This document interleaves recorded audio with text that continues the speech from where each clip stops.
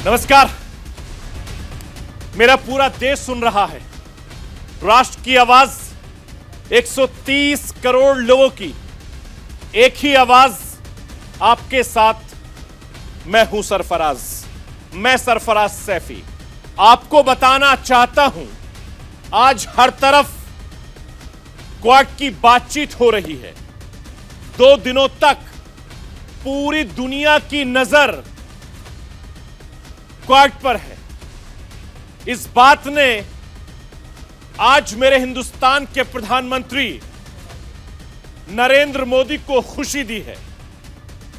PM Modi ने tweet में quad शामिल की सफलता को लेकर खुशी जाहिर की है।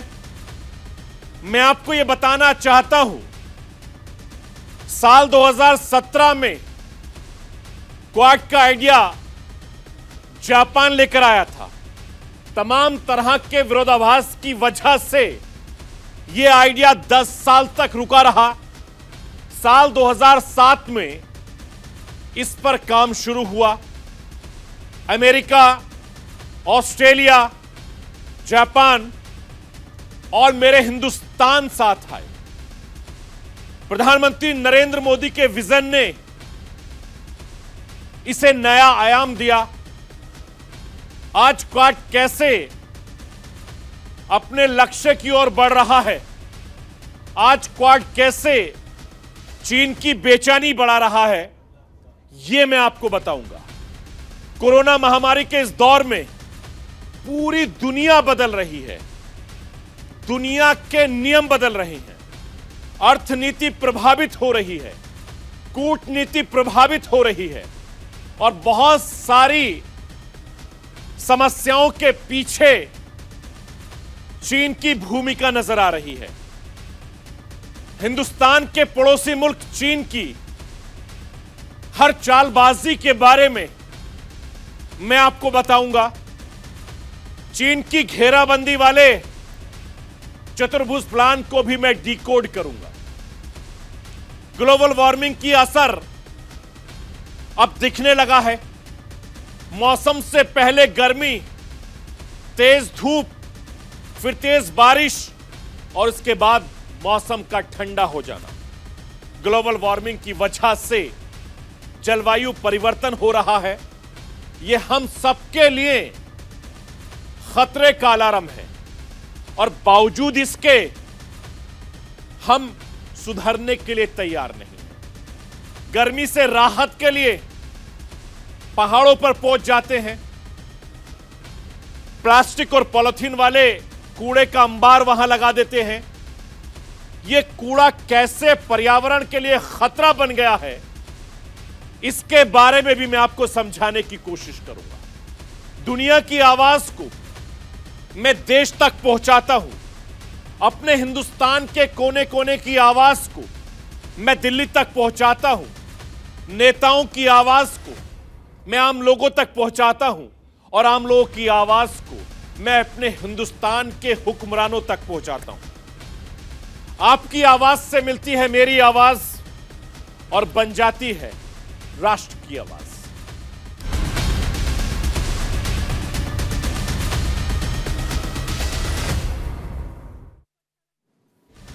जी हां, क्वाड को लेकर इस वक्त पूरी दुनिया में खलबली मची हुई है कि ये 4 देश मिलकर किस तरीके की रणनीति बना रहे हैं। खासतौर से अमेरिका, ऑस्ट्रेलिया, जापान का आना और हिंदुस्तान के प्रधानमंत्री का वहां पहुंचना कई मायनों में बहुत ज्यादा अहम है। मेरे साथ अमेरिकी विदेश विभाग के प्रवक्ता जैड तरार साहब इस समय मेरे साथ जुड़ गए हैं। जैड तरार साहब, कैसे हैं आप? जी आप सुनाइए, सब कुछ ठीक। मेरा आपसे पहला सवाल यह है कि जापान में जो इस बार क्वाड की बैठक हुई है, इसको कितना कामयाब आप मानते हैं? जी शुक्रिया बहुत बहुत। मैं तो समझता हूँ कि बहुत ही ये बैठक कामयाब रहा है। बल्कि आप इससे हिसाब लगा सकते हैं कि जब मैं हमारी डॉक्यूमेंटेशन को पढ़ रहा था, ये आप whitehouse.gov पे जाकर खुद देख भी सकते हैं, तो इतना सारा रिजल्ट है इससे, यानी कितने सारी नतीजे पर हम पहुंच चुके हैं कि वो शायद मैं आपके व्यूअर्स को 2-3 मिनट में बता भी नहीं सकता, क्योंकि इतने काम हमने किए हैं। लेकिन मैं जल्द से जल्द 2-3 हाइलाइट्स आपको देता हूँ। पहली बात तो ये है कि हमने एक नया इकोनॉमिक इनिशिएटिव को हमने कायम किया, जिसके नाम से IPEF है, यानी इंडो पैसिफिक इकोनॉमिक फोरम। और इस फोरम के ज़रिए हम चाहते हैं कि अब टेक्नोलॉजी को बढ़ाएं और हम अपने सप्लाई चेन्स को मजबूत करें। और ये सिर्फ अमेरिका, इंडिया और क्वाड नहीं है, बल्कि बेशुमार देश भी हैं इसमें शामिल। तो एक तो ये है, क्वाड का भी बैठक होकर हमने कहीं नए इनिशिएटिव्स को भी कायम किए हैं, जिनमें शामिल एक तो ये है कि हम ने नया एक स्कॉलरशिप को शुरू किया, जो जिसके ज़रिए जितने भी स्टूडेंट्स हैं ख़ास तौर पर क्वाड के देशों में, वो अमेरिका में साइंस पढ़ सकते हैं। और हाँ, हमने और भी इन्वेस्टमेंट लगाए हैं ताकि हम कोविड-19 वैक्सीन्स को बना सकें क्वाड के ज़रिए। और हमने ये भी एक बार फिर बहुत ऊंची आवाज़ में हमने सब क्वाड में हमने कहा है कि इंडो पैसिफिक रीजन एक आज़ाद और मुक्त रीजन बनना चाहिए, होना चाहिए और रहना चाहिए। ज़ैक तरार साहब, क्वाड देशों ने चीन की चालाकी पर काबू पाने के लिए ऐसी कौन सी योजना, प्लानिंग तैयार की होगी जो हमारे आवाम को आप बताना चाहें? जी, इसमें मैं ये ज़्यादा ज़ोर चीन पे नहीं डालना चाहूँगा, क्योंकि मेरे ख्याल में पहली बात तो ये है कि ये हम शिकायत सुनते रहते हैं बीजिंग से, चीन से, कि शायद क्वाड का एक ही मकसद है और वो चीन का सामना करने का है, जो कि हम नहीं समझते कि ठीक है। बल्कि हम समझते हैं कि क्वाड का असल में जो यकीनी तौर पर जो ऑब्जेक्टिव है, जिसके साथ हम क्वाड को चलाना चाहते हैं आगे, वो ये कि हमने जितने भी बड़े बड़े वैश्विक समस्या हैं उनका सामना हमने करना है। कौन कौन सी वैश्विक समस्या? पहली बात तो ये कि कोविड-19 महामारी, इस वक्त शायद हालात बेहतर हो चुके हैं पूरी दुनिया में, लेकिन इसका मतलब ये नहीं है कि अब महामारी ख़त्म हो चुका है। तो इसीलिए हम लगातार वैक्सीन्स को बना रहे हैं इंडिया के साथ साथ, और बांट भी रहे हैं, और हम बहुत कामयाब रह चुके हैं क्वाड के ज़रिए जो कोविड-19 का सामना कर रहे हैं। एक तो ये है। दूसरी बात ये है कि हमने अभी, बल्कि चंद घंटे पहले ही शायद हमने ऐलान किया है कि अब हमने इंडो पैसिफिक रीजन में जितने भी हमारे रिसोर्सेज हैं, जहाँ तक हमारे जो कहते हैं डोमेन अवेयरनेस, यानी कि जहाँ तक हमें पता है कि शिप्स कहाँ पे हैं, उसके हमने रियल टाइम में हमने उसका शेयरिंग करनी है पूरे क्वाड देशों के साथ। तो ये एक तो ये है जी। और हाँ, क्लाइमेट चेंज भी है। आप खुद शायद नॉर्थ इंडिया में दिल्ली के आसपास शायद चंद दिन पहले इंतहाई गर्मी थी, और शायद रिकॉर्ड भी तोड़ दिया था इस गर्मी में। तो मैंने नहीं ख्याल कि मैंने किसी को भी इंडिया में ख़ास तौर पर समझाना है कि आने वाले दिनों में कितना मुश्किल होगा। तो तभी क्वाड का सिर्फ ये नहीं है कि हमने अपने CO2 एमिशंस को कम करना है, लेकिन हमने फिर तैयारी भी करनी है कि हमें इसका सामना कैसे करना है। चाहे वो ग्रीन इलेक्ट्रिसिटी है ताकि लोगों को बिजली तक पहुंच सके इंडिया में और वो AC चला सके, या कोई भी इंफ्रास्ट्रक्चर जो है जो हम अपने शहरों में डाल सकें, ताकि जो इंतहाई सख्त गर्मी आने वाले हैं उसका हम सामना कर सकें। बिल्कुल ज़ैक तरार साहब, जिस तरीके से आप ग्लोबल वार्मिंग का जिक्र कर रहे हैं, जैसे आपने भी जिक्र किया कि दिल्ली और उसके आसपास के इलाकों में बहुत ज़बरदस्त गर्मी थी, रिकॉर्ड तोड़ गर्मी थी, लेकिन उसके तुरंत बाद बारिश हुई, मौसम फिर तब्दील हो गया, फिर गर्मी हो गई। और इन सब के बीच जो खासतौर से पड़ोसी मुल्क हैं, उसको लेकर लगातार बयानबाजी हो रही है। जैसे मैं लगातार चीन का जिक्र करना चाह रहा हूं, चूंकि इस बैठक की, क्वाड की बैठक को लेकर चीन में ज्यादा खलबली है, चूंकि क्वाड को लेकर चीन ने नाटो के मुकाबले कमजोर करने की बात भी यहां कही है। जी, हम समझते हैं कि शायद चीन यही कहना चाह रहे हैं कि शायद क्वाड एक नया नेटो है, लेकिन ये हकीकत नहीं है।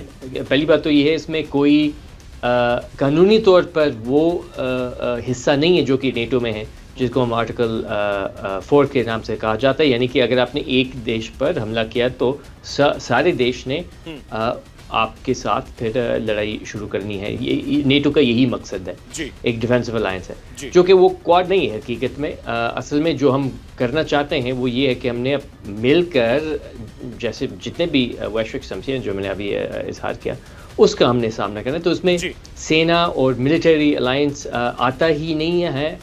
हाँ, चंद ऐसे हमारे इनिशिएटिव्स हैं जो कि शायद जैसे डोमेन अवेयरनेस हैं इंडो पैसिफिक में, बिल्कुल वो इसका एक हिस्सा है। लेकिन मेरा नहीं ख्याल कि हम कह सकते हैं कि क्वाड एक ऐसा आक्रामक अलायंस है जो कि चीन के खिलाफ है। हम नहीं समझते कि वो हकीकत है और वो ठीक है।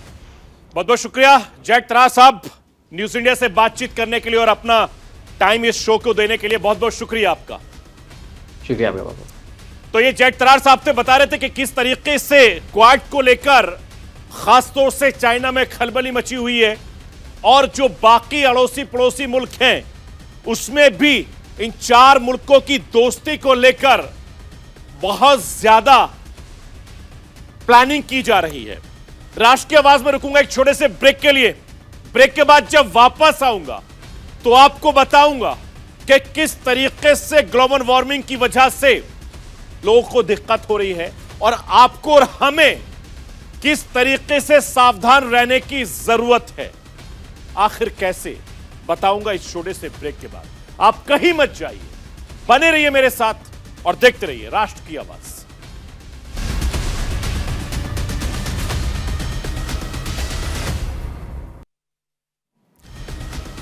ब्रेक के बाद एक बार फिर आपका स्वागत है राष्ट्र की आवाज में। जापान की राजधानी टोक्यो में क्वाड की बैठक हुई। क्वाड के जरिए ड्रैगन को बड़ा संदेश दिया गया। चीन को इशारों इशारों में बताया गया कि हिंद प्रांत क्षेत्र में दादागिरी अब नहीं चलेगी। चीन को समझा दिया गया विस्तारवादी नीति पर ब्रेक लगाए, नहीं तो अंजाम बहुत बुरा होगा। मैं आपको यह बताना चाहता हूं, क्वाड में मेरे मुल्क की उभरती ताकत का एहसास पूरी दुनिया ने किया है। मेरे मुल्क के प्रधानमंत्री नरेंद्र मोदी ने चीन के साथ साथ पूरी दुनिया को बता दिया कोई भी क्वाड को हल्के में ना ले। बहुत ही कम वक्त में क्वाड ने एक मजबूत अपना स्थान बना लिया।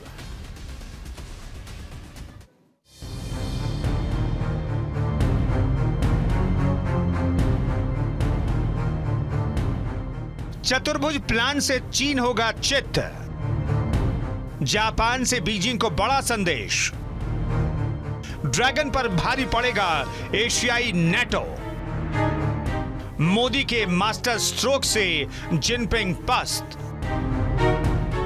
दुनिया में चीन दादागिरी करने में जुटा है।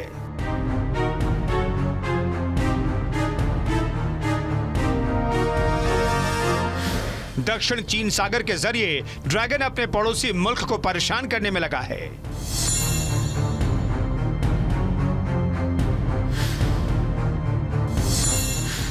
चीन लगातार विस्तारवादी नीति अपनाए हुए है।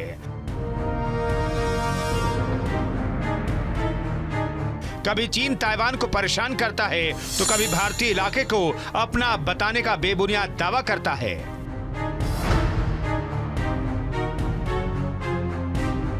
हालांकि हर जगह ड्रैगन मात खा रहा है, बावजूद इसके चीन की नीति में बदलाव नहीं दिख रहा।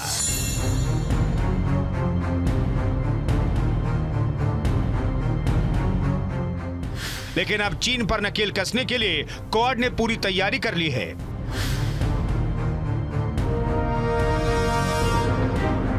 जापान में हुए क्वाड सम्मेलन में प्रधानमंत्री नरेंद्र मोदी ने बिना नाम लिए चीन को कड़ा संदेश दे दिया। इतने कम समय में क्वाड समूह ने विश्व पटल पर एक महत्वपूर्ण स्थान बना लिया है। आज क्वाड का स्कोप व्यापक हो गया है और स्वरूप प्रभावी हो गया है।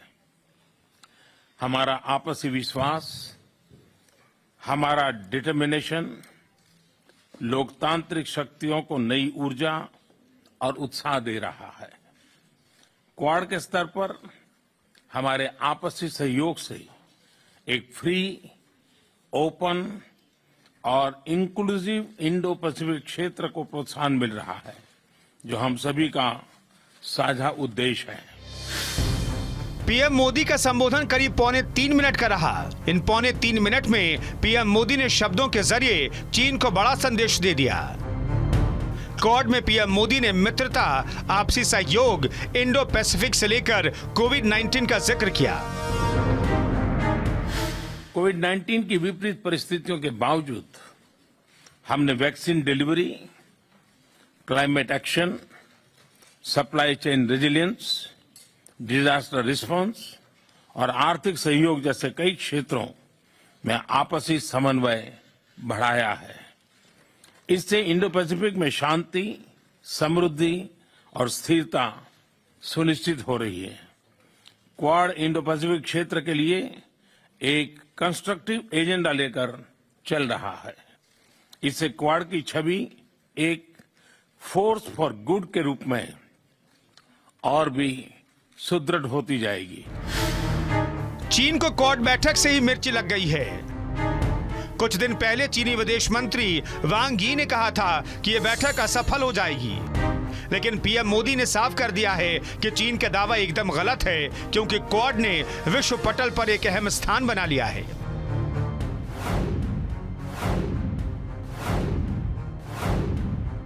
वहीं अमेरिकी राष्ट्रपति जो बाइडेन ने भी चीन को घेरने की कोशिश की। बाइडेन ने कहा कि हिंद प्रशांत क्षेत्र में चीन लगातार चुनौतियां खड़ा कर रहा है।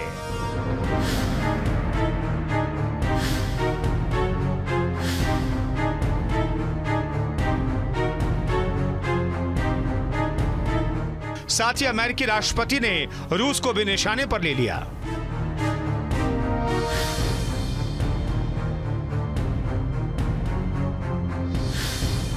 क्वाड सम्मेलन के जरिए चारों देशों ने चीन को संदेश देने की कोशिश की। इशारों में बता दिया, विस्तारवादी नीति अब बीते दिनों की बात रह गई है। ऐसे में यह समझना जरूरी है कि क्वाड से चीन क्यों चिढ़ता है। क्वाड में शामिल चारों देशों से चीन ने पंगा ले रखा है। चीन की वजह से हिंद प्रशांत क्षेत्र में अस्थिरता के हालात बने हैं। चीन के आक्रामक रुख का जवाब देने के लिए चारों देश साथ आए।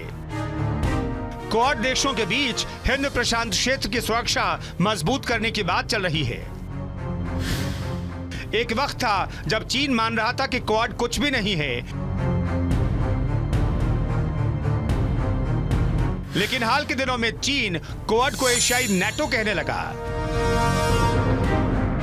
साफ है कि चीन क्वाड से घबराया हुआ है।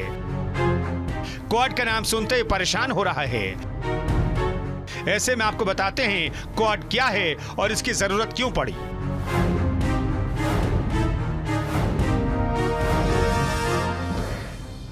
ये 4 देशों का संगठन है। भारत, जापान, अमेरिका और ऑस्ट्रेलिया इसके सदस्य हैं। इसका पूरा नाम क्वाड्रिलेटरल सिक्योरिटी डायलॉग है। 2007 में पहली बार इसका विचार आया था। जापान ने क्वाड बनाने की पहल की थी। चीन और रूस ने इसका विरोध किया था। 2008 में ऑस्ट्रेलिया ग्रुप से बाहर हो गया। 10 साल तक यह आइडिया रुका रहा। 2017 में चारों देशों ने इसकी स्थापना के लिए लंबित प्रस्ताव को आकार दिया। चीन की विस्तारवादी नीति पर ब्रेक लगाना, हिंद प्रशांत क्षेत्र में चीन की बढ़ती सैन्य मौजूदगी पर लगाम रखना, प्रमुख समुद्री मार्गों को किसी भी प्रभाव से मुक्त रखने के लिए रणनीति अहम उद्देश्य है। क्वाड देशों के नेताओं ने क्वाड फेलोशिप कार्यक्रम की शुरुआत की है, जिसे समूह के 4 सदस्य देशों की अगली पीढ़ी के वैज्ञानिकों और प्रौद्योगिकी पेशेवरों के बीच संबंध स्थापित करने के लिए तैयार किया गया। ये अपनी तरह का पहला स्कॉलरशिप प्रोग्राम है। क्वाड फेलोशिप की शुरुआत अमेरिकी राष्ट्रपति जो बाइडेन, प्रधानमंत्री नरेंद्र मोदी, जापान के प्रधानमंत्री फूमियो किशिदा और ऑस्ट्रेलिया के प्रधानमंत्री एंथनी एल्बानेस ने की है। हर साल क्वाड समूह के प्रत्येक देश के 25 छात्रों को स्कॉलरशिप मिलेगी। अमेरिका के साइंस, टेक्नोलॉजी, इंजीनियरिंग और गणित विषय से जुड़ेंगे। अमेरिका की टॉप यूनिवर्सिटी से पोस्ट ग्रेजुएट या डॉक्टरेट की डिग्री मिलेगी। The Quad Fellowship Program is a wonderful and unique initiative. This prestigious fellowship will offer our students great opportunities to pursue graduate and doctorate programs in science, technology, engineering and mathematics. एक तरफ quad के जरिए सदस्य देशों के छात्रों को बढ़ावा देने का फैसला किया गया, तो चीन की दादागिरी खत्म करने की रणनीति बनाई गई।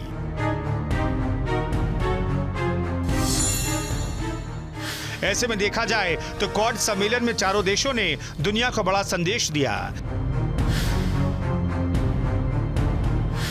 साथ ही इशारों में ड्रैगन को समझा दिया उसकी दादागिरी नहीं चलेगी। अगर दादागिरी की तो परिणाम कुछ और होंगे।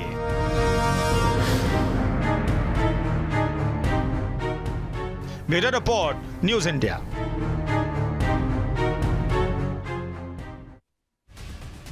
टोक्यो में आज कई बार बाइलैटरल मीटिंग हुई। टोक्यो में शक्तिशाली देशों के नेता एक दूसरे से मिले। टोक्यो में आज प्रधानमंत्री नरेंद्र मोदी और अमेरिका के राष्ट्रपति जो बाइडेन की मुलाकात हुई। टोक्यो में आज पीएम मोदी ऑस्ट्रेलिया के प्रधानमंत्री के बीच मीटिंग हुई है। टोक्यो में आज प्रधानमंत्री नरेंद्र मोदी और जापान के प्रधानमंत्री के बीच बातचीत हुई है। मैं आपको यह बताना चाहता हूं, क्वाड के बाद प्रधानमंत्री मोदी की कई मीटिंग हुई। इस मीटिंग के जरिए दुनिया के कई मुल्कों ने साफ संदेश दिया गया। पीएम मोदी की दोस्ती का नया एक सफर और आयाम शुरू हुआ है।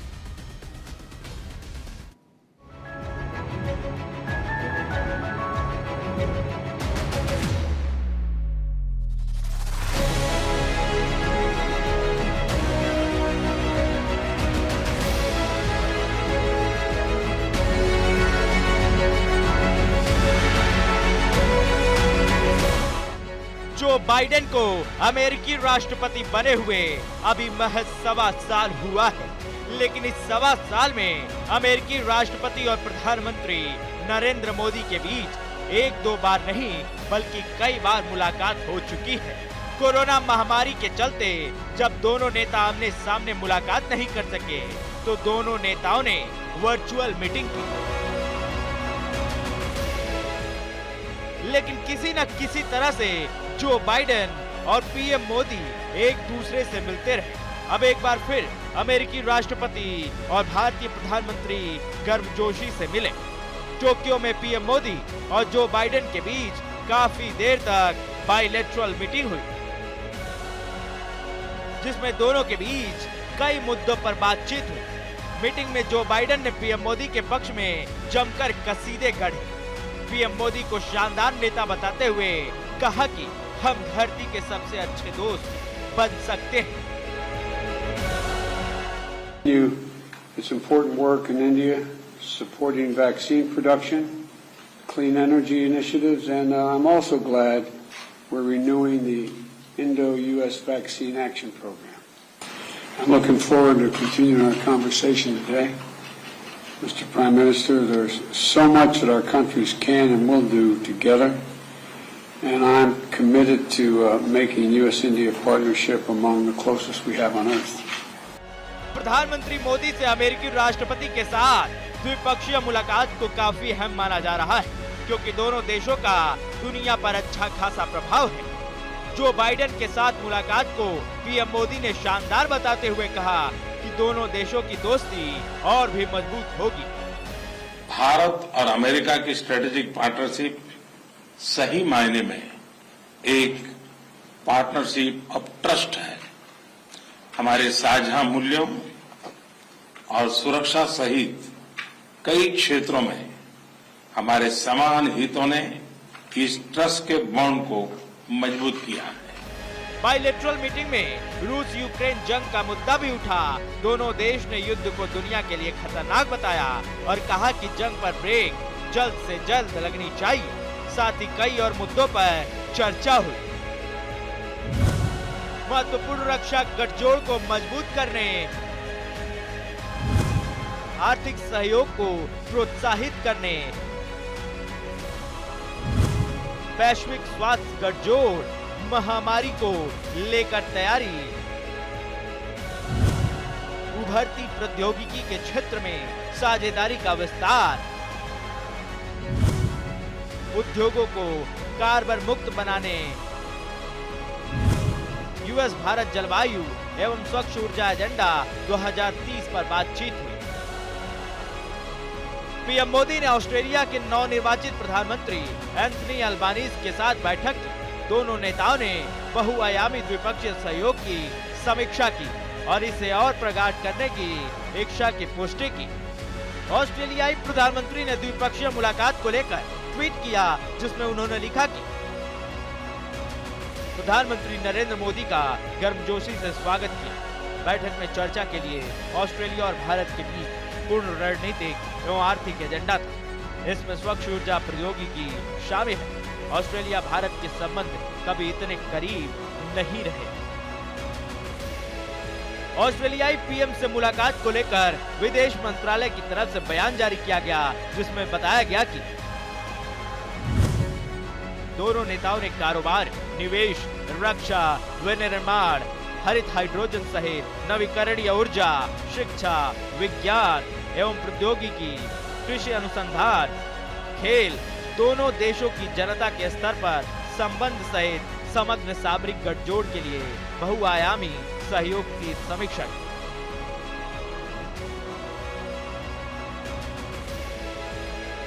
जापान से भारत का संबंध काफी पुराना है और जब से नरेंद्र मोदी प्रधानमंत्री बने हैं, जापान से रिश्ते और मजबूत हो गए हैं। पीएम मोदी कई बार जापान का दौरा कर चुके हैं और अब जब पीएम मोदी टोक्यो में हैं, पीएम मोदी ने जापान के 3 पूर्व प्रधानमंत्रियों से मुलाकात की। पीएम मोदी ने पूर्व पीएम योशिहिदा सुगा, शिंजो आबे और योशिरो मोरी से मिले। योशिरो मोरी जापान भारत संघ के वर्तमान अध्यक्ष हैं, जबकि शिंजो आबे जल्दी ये पद संभालने वाले हैं।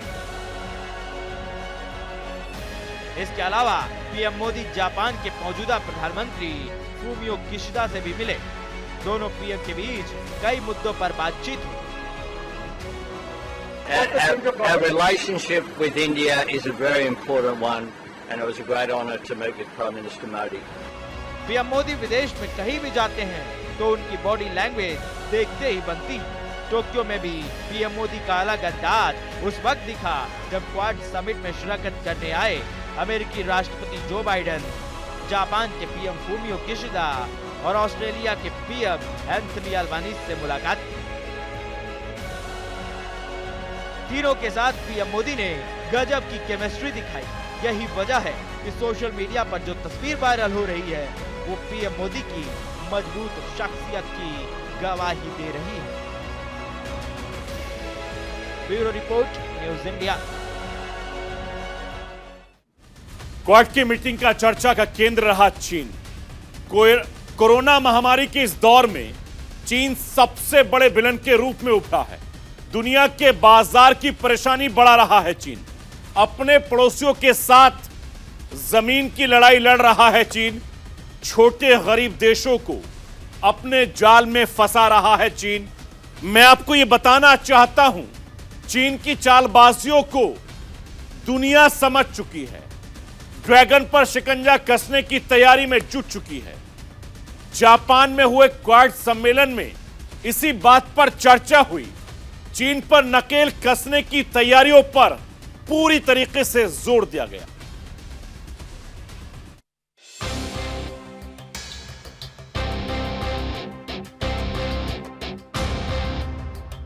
जापान में क्वाड की बैठक हुई। दुनिया की 4 बड़ी ताकतें क्वाड के मंच पर साथ दिखी। भारत, अमेरिका, ऑस्ट्रेलिया और जापान। सबकी चिंता की सबसे बड़ी वजह चीन दिखा। चीन की आक्रामक विदेश और व्यापार नीति पूरी दुनिया की परेशानी बढ़ाने वाली है। सबको लगता है जितनी जल्दी हो सके ड्रैगन पर नकेल डालना बहुत जरूरी है।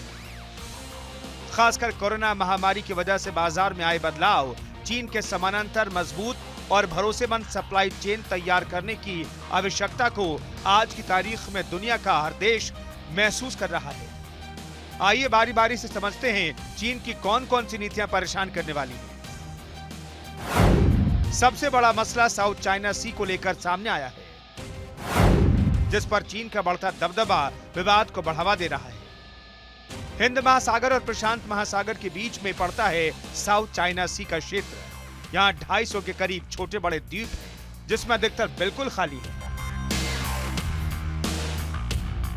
साउथ चाइना का ये समुद्री क्षेत्र चीन, Taiwan, Vietnam, Malaysia, Indonesia, Brunei और फिलीपींस से घिरा हुआ है। इंडोनेशिया के अलावा अन्य सभी देश इसके किसी न किसी हिस्से पर अपना दावा पेश करते रहते हैं, लेकिन चीन का दावा परेशान करने वाला है, पूरी दुनिया की मुसीबत बढ़ाने वाला है। चीन का दावा है कि पूरा का पूरा दक्षिण चीन सागर उसका ही है। चीन दूसरे देशों के दावों को नकारता है। चीन यहाँ के द्वीपों पर शहरों से लेकर हवाई पट्टी, पर्यटन और सैन्य केंद्र स्थापित कर रहा है, जबकि इन समुद्री क्षेत्र का आर्थिक महत्व बहुत ज्यादा है, जिसका लाभ हर देश लेना चाहता है। इस इलाके से दुनिया का 30% व्यापार होता है। इसके साथ ही हिंद और प्रशांत महासागर का लिंक होने की वजह से इस समुद्री क्षेत्र का सामरिक महत्व भी बहुत ज्यादा है। साउथ चाइना सी का आर्थिक और सामरिक महत्व इसे सीधे तौर पर कई देशों के राष्ट्रीय हित से जोड़ता है। इस पर चीन का एकाधिकार सभी की परेशानी बढ़ाने वाला है।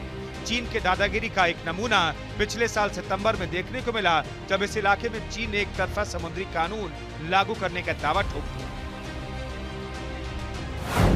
जिसके तहत चीन की समुद्री सीमा में गुजरने वाली सभी विदेशी जहाजों को अपनी सारी जानकारी उसे देनी होगी। ऐसा नहीं करने वाले जहाजों को सीधे उड़ा दिया जाएगा। जाहिर है कि चीन की दादागिरी उकसाने वाली है, समुद्री सीमाओं से संबंधित अंतर्राष्ट्रीय कानूनों को नकारने वाली है, जबकि यूनाइटेड नेशन के नियमों को मानने के लिए दुनिया के सभी देश बाध्य हैं। संयुक्त राष्ट्र समुद्री कानून संधि ये एक अंतर्राष्ट्रीय समझौता है, जिसके तहत विश्व के महासागरों पर देश के अधिकार और उसकी जिम्मेदारियां तय होती है। संयुक्त राष्ट्र के इस कानून को 1982 में अपनाया गया था और इसे नवंबर 1994 में लागू किया गया था। ये कानून समुद्री इलाकों के प्रयोग के लिए नियमों की रूपरेखा तय करता है। इस कानून के तहत बेसलाइन से 12 नॉट मील यानी 22.2 किलोमीटर तक तटीय देशों का अधिकार होता है। इसके तहत सभी जीवित और गैर जीवित संसाधन शामिल हैं। साउथ चाइना सी चीन की मनमानी का पहला उदाहरण नहीं है, जो पूरी दुनिया को परेशान कर रहा है। अपने तमाम पड़ोसी देशों के साथ चीन का व्यवहार अच्छा नहीं रहा है। विशेषकर कोरोना काल की शुरुआत के साथ ही चीन का सीमाई विवाद अपने हर पड़ोसी के साथ तेज हुआ, फिर चाहे वो रूस, जापान, भारत हो या फिर चीन से दूर दराज बसे देश वियतनाम, इंडोनेशिया, ब्रुनई या फिर फिलीपींस। सीमा पर भारत और चीन की सेना के बीच भिड़ंत की तस्वीरें कोरोना काल के दौरान पूरी दुनिया देख चुकी है। पूर्वी लद्दाख में तो चीन के साथ मई 2020 से ही तनाव बना हुआ है। चीन अपनी चालाकियों से बाज नहीं आ रहा है। पिछले हफ्ते सैटेलाइट से सामने आई तस्वीर चीन को बेनकाब करती है। चीन एक बार फिर भारत के खिलाफ अवैध निर्माण कर रहा है। चीन पेंगोंग झील पर एक और अवैध पुल बनाने में जुटा है। इसी साल जनवरी में चीन ने पेंगोंग झील पर एक पुल का निर्माण किया था। अब ठीक इसी पुल के बगल में दूसरा पुल बना रहा है। इसके साथ ही अरुणाचल से सटी सीमा पर चीन की तरफ से किया जा रहा है पक्का निर्माण। भारत और चीन के बीच तनाव की वजह बना हुआ है।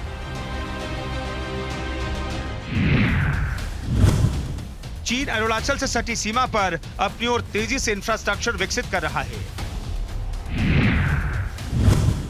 रेल, सड़क और एयर कनेक्टिविटी बढ़ा रहा है।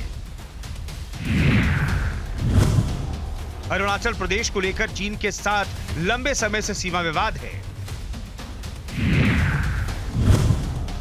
भारतीय विदेश मंत्रालय के मुताबिक अरुणाचल प्रदेश के करीब 90,000 वर्ग किलोमीटर जमीन पर चीन अपना दावा करता है।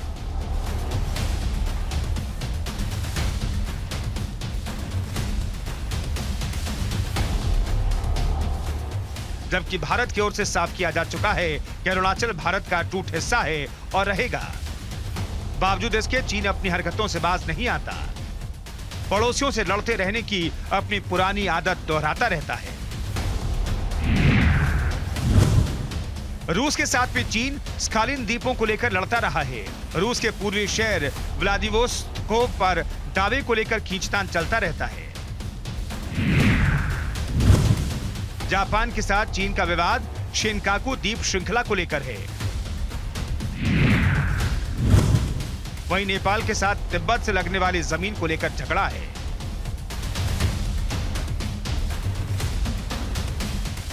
ये रहा पड़ोसियों के साथ चीन के रिश्तों का हाल।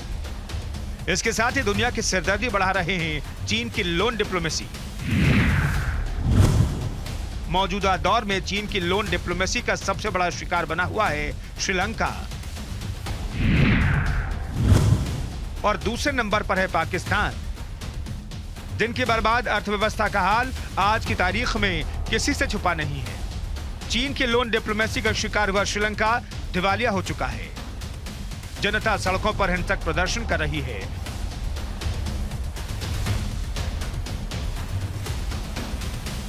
संकट की इस घड़ी में कमान संभालने वाले प्रधानमंत्री रानिल विक्रमसिंघे जुटे हुए हैं। फिलहाल राहत की कोई उम्मीद नहीं दिखती।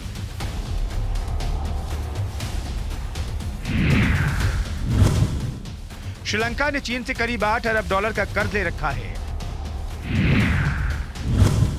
वो भी काफी ऊंचे ब्याज दर पर। यही कर्ज श्रीलंका के संकट की बड़ी वजह बना है। श्रीलंका ऐसा पहला देश नहीं है जो चीन की लोन डिप्लोमेसी वाले चाल में फंसा है।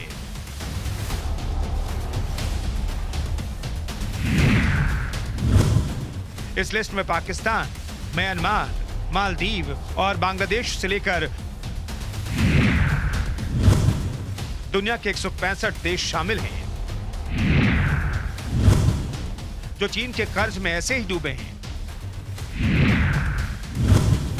रिसर्च लैब AID डेटा की एक रिपोर्ट बताती है कि चीन ने दुनिया के 165 देशों के 13,427 प्रोजेक्ट्स में $843 अरब का निवेश कर रखा है। चीन के निशाने पर दुनिया के गरीब लाचार देश होते हैं। ऐसे 42 देश हैं जिनका चीन से लिया हुआ कर्ज कुल GDP का 10% से ज्यादा रहा। जरूरतमंद देशों को इंफ्रास्ट्रक्चर डेवलप करने के नाम पर चीन अपने जाल में फांसता है और फिर अपने कारोबारी और सामरिक हित साधता है। इसमें उसकी 2 परियोजनाएं बेहद अहम हैं। बेल्ट एंड रोड परियोजना एशिया, यूरोप और अफ्रीका के बीच भूमि और समुद्र क्षेत्र में कनेक्टिविटी बढ़ाने के लक्ष्य के साथ बढ़ रहा है चीन। BRI के तहत पहला रूट जिसे चीन से शुरू होकर रूस और ईरान होते हुए इराक तक ले जाने की योजना है,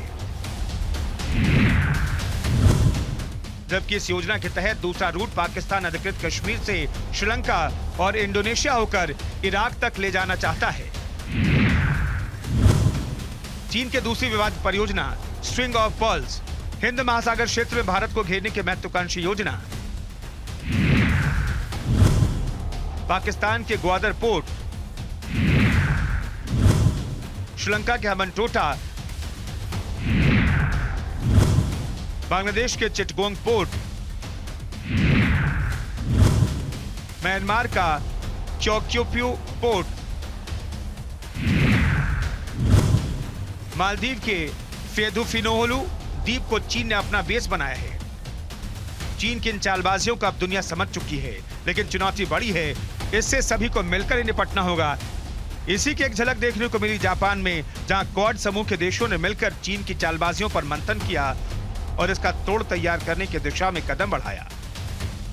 ब्यूरो रिपोर्ट, न्यूज इंडिया।